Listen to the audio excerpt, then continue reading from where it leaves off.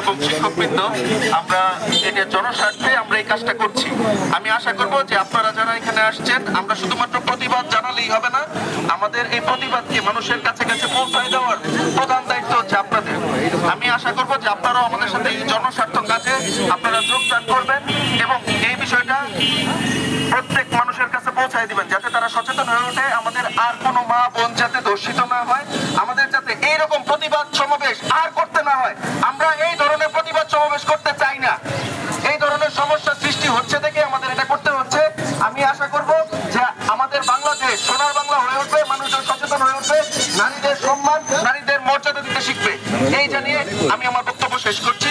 এই পর্যায়ে আমি আহ্বান জানাচ্ছি জনাব শরীফ ইকবাল স্যার, ডক্টর শরীফ ইকবাল স্যার আমাদের মাঝে কিছু বক্তব্য দিবেন। আমি স্যারকে আহ্বান জানাচ্ছি বক্তব্য প্রদানের জন্য।